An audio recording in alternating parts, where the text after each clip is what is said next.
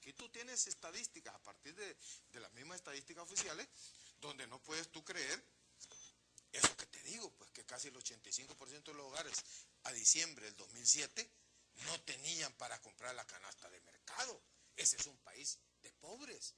Y por lo menos a mí como economista y como político, me parece que la función del Estado y de un modelo económico no es empobrecer masivamente a la gente. Y eso es lo que es este modelo. Y esa es responsabilidad de Arena. Porque el modelo Arena ha tenido dos salidas. Esa es la responsabilidad de Arena. Sí. ¿Cuál es la responsabilidad del FMLN como un partido importante en el país con opción de llegar al poder? La responsabilidad del FMLN va a ser cumplir lo que sus estatutos dicen y hacer que el pueblo salga de la crisis y que el pueblo sea la razón de ser del Estado. Esa es la responsabilidad del FMLN y lo dicen sus estatutos. Lo que dicen los estatutos, no lo que dicen el plan de gobierno actual. Así dicen los estatutos. Yo no sé si en la táctica están pensando que con esa táctica van a hacer, pero ese no es mi problema. El problema del libro, que es lo que me parecía importante venir a discutir contigo, es decirles, miren señores, hay un problema muy serio en El Salvador, esto requiere una reflexión, si estoy equivocado voy a tener la suerte que me van a demostrar que estoy equivocado, voy a tener que presentar una alternativa.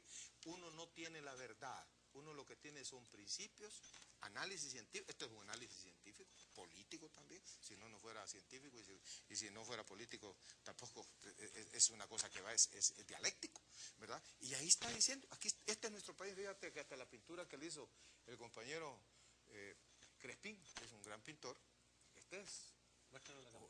es un pez que se está por comer los dos puertos que quedan en El Salvador, ¿verdad? Está por comer el puerto de La Unión y el puerto de Acajutla, que es la concesión que quieren regalarle absurdamente, pero que no es el tema de ahora, pero que está analizado acá, que no es el camino.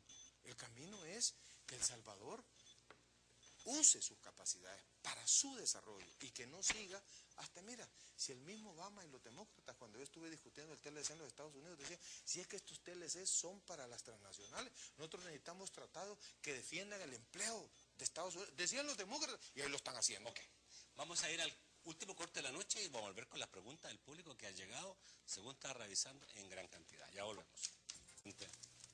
A ver, ¿por cuál quiere empezar? Si va a ser ministro de Economía, no voy a decir yo. No está en tus planes, ¿no? Yo creo que don Morris, estimado amigo, que siempre ve el programa, no ha visto, digamos, últimamente, seguramente, los noticieros, porque no creo que Arena lleve a Salvador Arias, y el FMLN, Mauricio dijo que no, efectivamente. ¿Ya? Ok.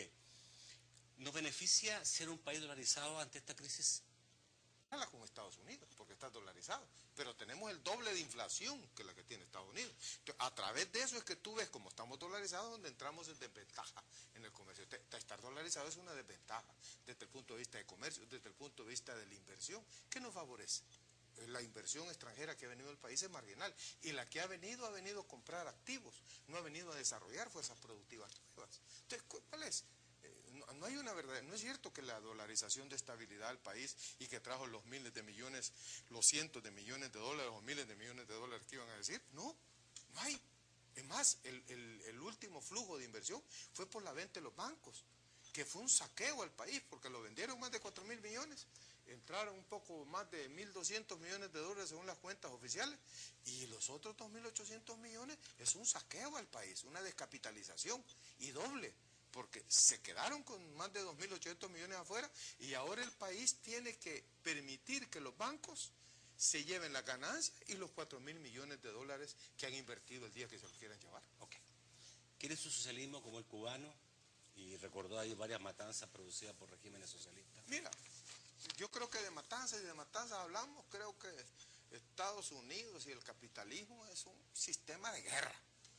Yo creo que lo que pasa es que yo no escondo el problema que hubo con Stalin, está claro, pero solo decir eso y no decir la matanza de Irak ahorita de Estados Unidos, pues. O sea, y podemos seguir, pues. Ese no es el tema. Aquí no estamos hablando de ese tema. Y yo no estoy hablando de copiar ni modelos ni sistemas.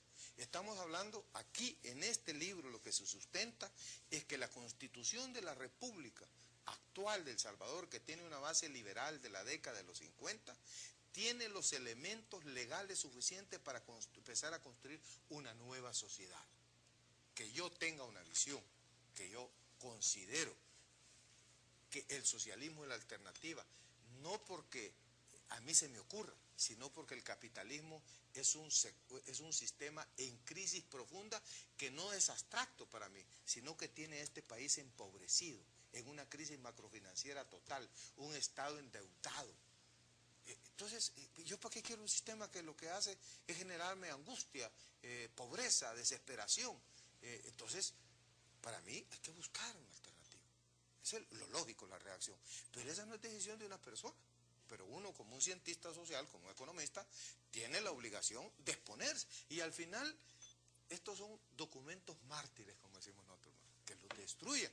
Pero para destruirlos van a tener que argumentar cosas en positivo. Entonces uno construye, porque aquí lo que hay que hacer es crear conocimiento, crear alternativas a partir de un debate, no creerse que uno ya tiene la solución. Salvador, otra pregunta de un televidente, si el FMLN renunció al socialismo con la candidatura de Mauricio Funes. No, porque los estatutos son muy claros en eso. Yo creo que, mira, tú te vas al artículo 1, te vas a los objetivos, es muy claro, es una tarea permanente del partido en su estrategia, construir, avanzar en el proceso de la revolución, en el proceso de un Estado democrático donde realmente hay una democracia participativa, popular, y caminar hacia un rumbo del socialismo. Se dice, esencialmente ese es el partido.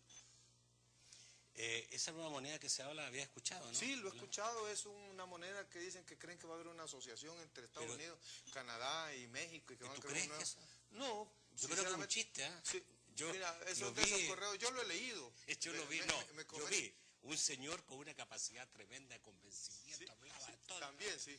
Pero, amigos televidentes, mire, me atrevo a asegurarle totalmente, es un chiste de alguien que se ha reído de millones de personas, sí. Y lo ha hecho muy bien. Además no hay base para eso. No hay ninguna base. Porque si aún ya actualmente Estados Unidos, la crisis financiera que tiene, ya hace que el dólar vaya perdiendo fuerza, y ha perdido fuerza. Ya la canasta de monedas es lo que empieza ahora, a jugar. El ingenio de alguna gente es tremendamente grande. Claro, sí, es grande. Porque obviamente todos estamos preocupados por la crisis y viene este señor y nos dice cosas como esa.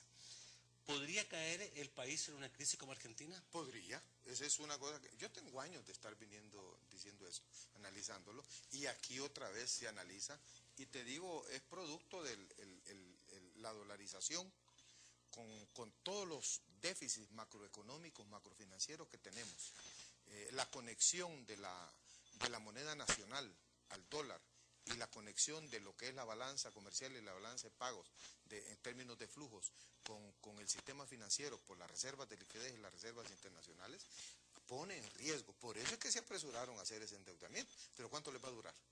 Entonces, el problema es ese, crece. Ya la cuenta corriente de este año ya superó los 1.300 millones de dólares. Este país está en una situación muy grave. Mira, el endeudamiento de El Salvador requiere una reflexión profunda y que se abran las cuentas. Porque la información que hay aquí está sacada de los presupuestos, de los informes del Ministerio de Hacienda, del Banco Central de Reserva y el cruce con algunos organismos internacionales. Y esos son los números que están acá. Claro, no necesito, fíjate, sin ponerle lo que son la deuda por la privatización de la administración de los fondos de pensiones, la deuda del país va a llegar a los 20.000 millones de dólares si llegaran a usar los 800 millones del Fondo Monetario Internacional. Eso es impagable. Además, con una deuda de corto plazo de los bancos creciente. Es más, el mismo Fondo Monetario en las recomendaciones que hace dice, vigilen la deuda de corto plazo de los bancos y del sector privado, dice, porque crece. Estamos hablando, creo que de 1.400 millones de dólares ya, 1.446 millones de dólares de deuda de corto plazo. O sea que si tú ves en la medida que el Fondo Monetario diga, pues no, este país ya no, automáticamente ya no venga flujos de corto plazo, ¿cómo van a pagar esto si no se les da un refinanciamiento? Porque ahorita han estado jugando con refinanciamiento el sector privado y el sector público, ¿verdad? Pero un refinanciamiento que hace cada vez la bola de nieve crezca. Porque si le suman los fondos de pensiones, la deuda por los fondos de pensiones, la cosa llega a una situación totalmente de crisis que es alrededor de los 40.000 millones de dólares. Entonces la cosa es grave. Es como Estados Unidos. Mira, Estados Unidos en la crisis actual ha emitido más de 9 millones de dólares y ya ha tenido una deuda de 10 millones de millones. Ahorita tiene una deuda equivalente a su PIB. Por eso está en crisis. Y no sale. Y además no reactiva su economía. No es una situación fácil. El modelo por eso quebró. Si fíjate que Inglaterra está hablando de nacionalizar la banca. Alemania igual. O sea, la crisis del modelo ha llevado a una crisis al sistema. Pero no es una crisis terminal ya del sistema. Pero una crisis, crisis profunda más grande que ha vivido el capitalismo, la está viviendo como producto del quiebre del neoliberalismo. Ricardo Valdivieso recomienda leer a Kissinger. ¿Te suena o no? Sí, ya lo he leído a Kissinger. ¿Sí? No creo que tenga mucho que ver en esta crisis actual del capitalismo, ¿no? ¿No crees tú que pueda aportar algo? Me gustaría que verlo, lo voy a volver a leer, pero no. ¿Sí? Siempre hay que leer. ¿Ya? Siempre hay que leer a todos.